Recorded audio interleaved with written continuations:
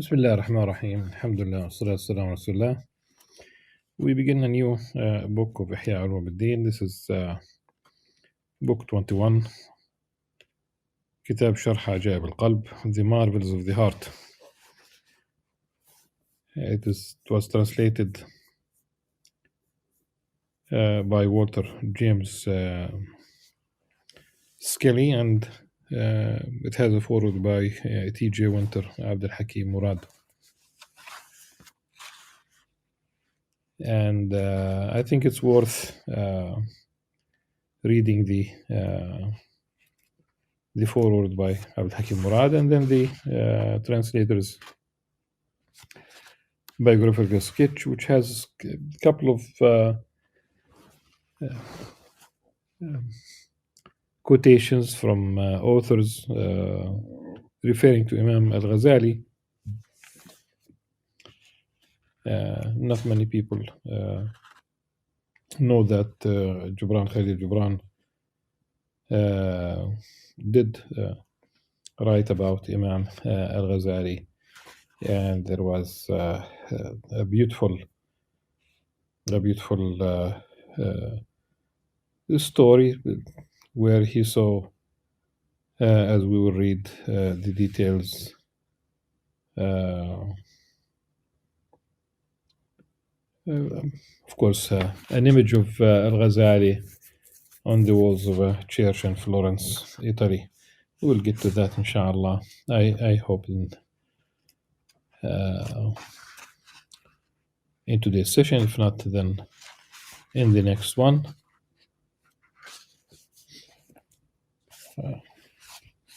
T.J. Winter, Abdul Hakim Murad wrote in the foreword that the heart is the center of all our deeper forms of knowing, appears to be a truism in the major world religions. In the Islamic universe, the principle that the Quran itself was revealed not to the Prophet's mind but to his heart.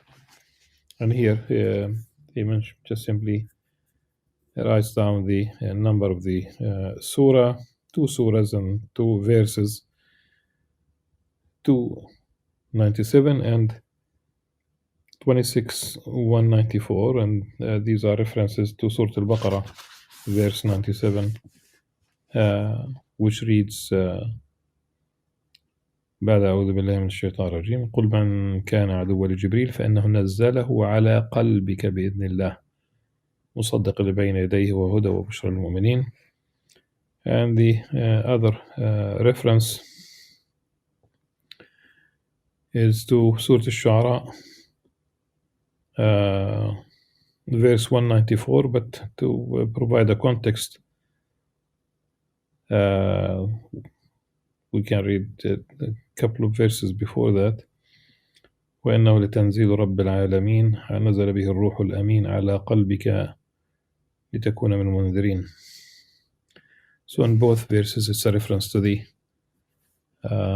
heart of the Prophet ﷺ, that Jibreel alayhi salam, the archangel, the spirit of the Holy Spirit, revealed the revelation of the Quran to the Prophet ﷺ, to his heart. So the Quran itself was revealed not to the Prophet's mind but to his heart, led to the permanent division between merely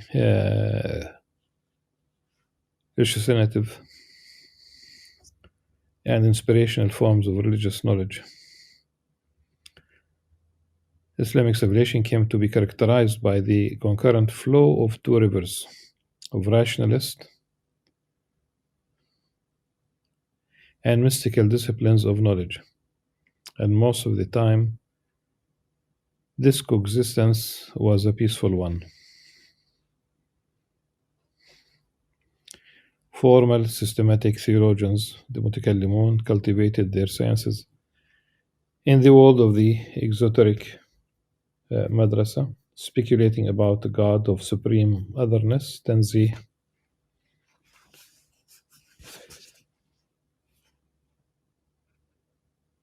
while the Sufis met in separate lodges, the Khanqa, Tikka, Zawiya, Dautang, encountering in love the God who many who may, in a mysterious way, be likened, tashbih, to what we know.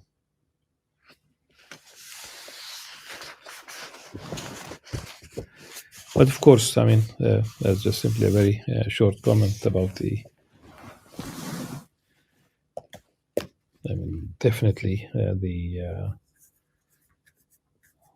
if one reads Imam Ghazali, for example,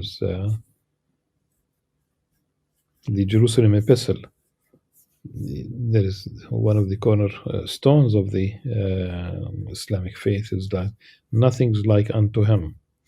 So really, there is that tanzih is essential, and encountering God, getting close to God. It's not tashbih per se.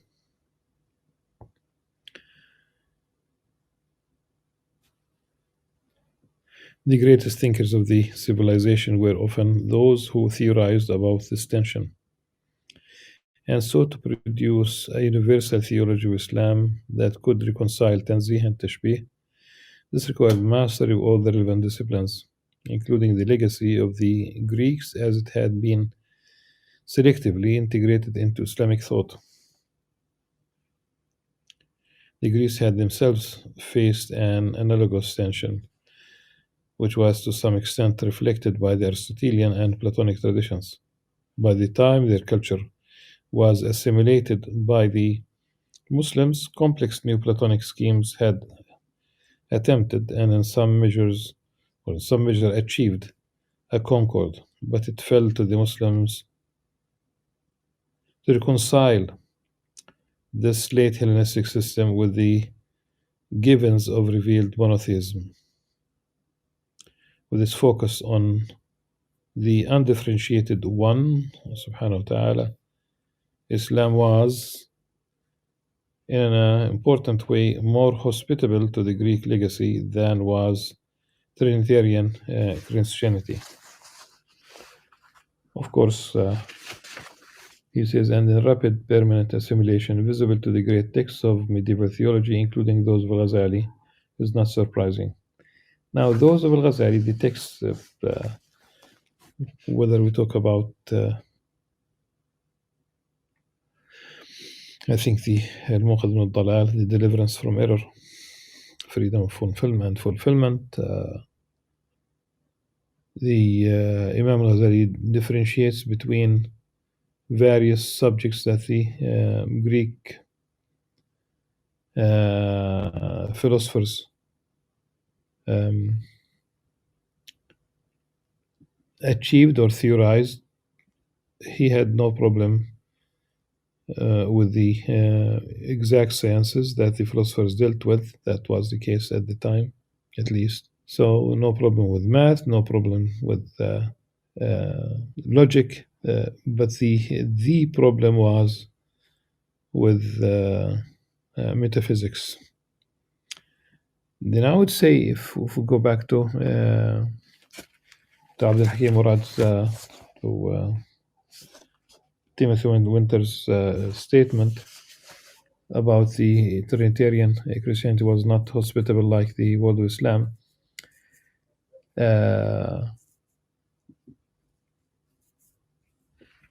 Aquinas is known to be Aristotelian, and Augustine is known to be Neoplatonic. And I would say that the Christian theology regarding Jesus Christ has been influenced by Neoplatonism.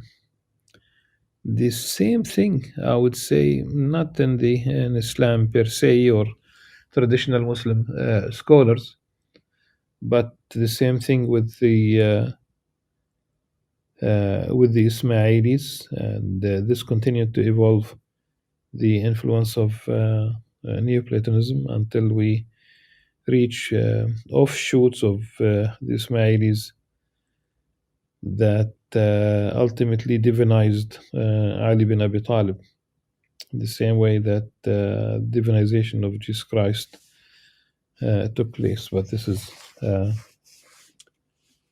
simply my understanding. Surveying the madrasa text, we might think that Islam was an entirely rationalizing tradition with logic. Just simply think this could be an excellent response to Pope Benedictus XVI lecture at his alma mater, the Regensburg lecture, in which he indirectly promoted two stereotyped images about Islam being violent and irrational. I was asked to write a response regarding the rationalism or irrational, like a refutation of that statement by Nuntium, a Vatican journal, and I did. So, surveying the Madras text, one might think that Islam was entirely a rationalizing tradition with logic at the heart of the core disciplines of theology and law. The impression would be confirmed even by a careful reading of Ghazali's formal metaphysical works, The Incoherence of the Philosophers, the Jerusalem Epistle, and the Just Mean in Belief. To the end of his life, he continued to recognize the community's urgent need for a formal theology that could refute the myriad of errors that appeared in the diverse intellectual and cultural landscape of the Central Islamic lands. However, Ghazali's greatness and his impact do not lie primarily in these texts, in spite of their brilliance. Instead, the Muslim world found itself convinced by Ghazali's claim that the inspired or revealed knowledge, which, as he says in chapter 8 of this book, is acknowledged as a possibility, even by the formal philosophers and theologians, is not unlikely and as inaccessible as an event as the exotericists believe. Ghazali proposed a model of theology that put discussions of Tanzih and Tashbih in their due relation and showed how religion alone and not Greek philosophy could define this. Avicenna, Ibn Sina, and the fashionable philosophical stream that followed him preferred the path to the higher intelligibles that lay through the correction of intellectual understanding, combined, as he suggests in some of his later works, with some form of spiritual discipline. Avicenna's actual form of spiritual liberation, however, seemed problematic to many. The best friend of the wise, according to him, was wine, with its power to free the mind. And some sources record that his wine drinking played a part in his final demise.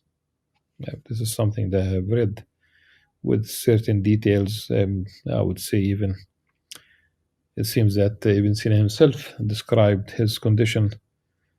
It was linked to, if I remember very well, that wine ultimately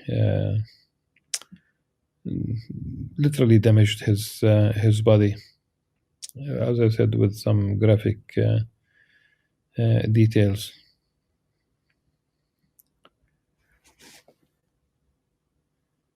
For Ghazali, there was certainly immense richness in Avicenna's theory of the soul, but his spiritual method seemed inadequate. What the community needed, he concluded, was a highly intellectual conception of the soul, which could be shown to be compatible with revelation, driven by a method of spiritual growth rooted entirely in Sufism. In the Sufi literature and in the teaching of his own spiritual instructors, Ghazali had discovered a vast body of information and counsel about the heart. The Quran and Hadith had not defined the heart, and instead merely, merely took it for granted as part of human beings' first order knowledge about himself.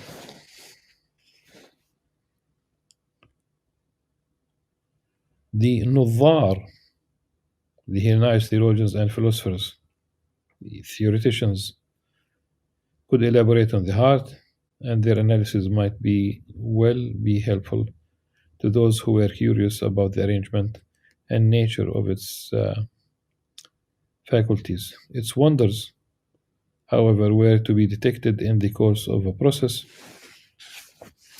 of spiritual purgation. The heart contains signs of God that are no less astonishing and no less indicative of the divine creative nature that are God's sign in nature. And here he Al-Humrad leaves the number of verse 53 of Surah 41, which is فصلت سنريهم آياتنا في الآفاق وفي أنفسهم حتى يتبين لهم أنه الحق ألم يكفي بربك أنه على كل شيء شهيد.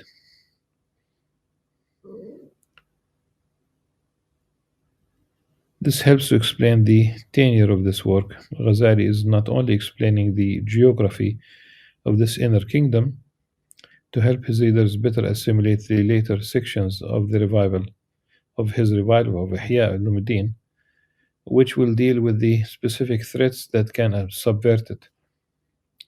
But also throughout, he is inviting us to consider the faculties of the human self as intrinsically extraordinary. Thus, he motivates us not only to read further, but to reflect on God's creative power and His purposes for us. If the Quran tells us that the heart is the essence of man, so that the Prophet on his ascension saw the highest perfection with his heart. Okay. And if revelation itself descended on his heart, then the heart is the unique interface of the eternal and the finite realms, where the event horizon, to borrow a term from modern physics, exists in the world while breaking all the rules to produce miracles and signs. The heart, therefore, is like the Kaaba itself, whose black stone fell from heaven, and which represents in its aporetic mystery the eternity of God, approachable only through rituals of self-purification, not logic and formal analysis. As elsewhere in the revival of the religious sciences, one receives the impression that Ghazali's account is motivational, and that he does not propose this account of an essentially mysterious fact as quite factual. His psychological doctrines, as most recently and lucidly explained by Timothy Giannotti in Al-Ghazali's Unspeakable Doctrine of the Soul,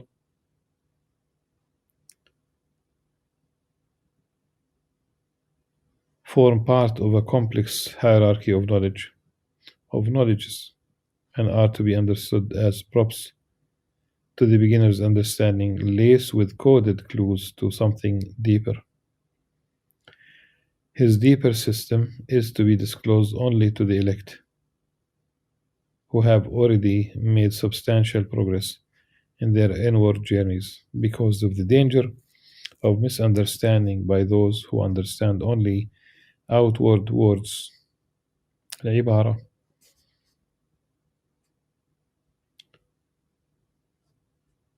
But even this, I would say, for Imam Ghazali, the عبارة that you تعبر بالعبارة من from one thing to the other, really, to Allah subhanahu wa ta'ala ultimately, and whose hearts are still unreceptive to mystical allusions, the ishara. The full doctrine of the soul must remain veiled, to be spoken of only in the closed circles of those who will be sure to understand it in ways that cannot clash with formal theology. It is fortunate that this translation, so long available only in photocopy to academic cognoscenti, is now entering the world of print, and Fons Vitae, now emerging as America's principal sponsor of translations of Islamic texts, is to be warmly congratulated on making this important book available. Yes. With this, I think we conclude the reading the foreword, and inshallah we'll continue with this marvelous text, but even with the translator's notes, maybe just a little bit also of the editor's notes, as one could read and explain. So until the next session, subhanakallah wa hamdik, nashhadu an la ilaha illa anta, astaghfiruka wa atubu ilaik. Assalamu alaikum wa rahmatullahi wa barakatuh.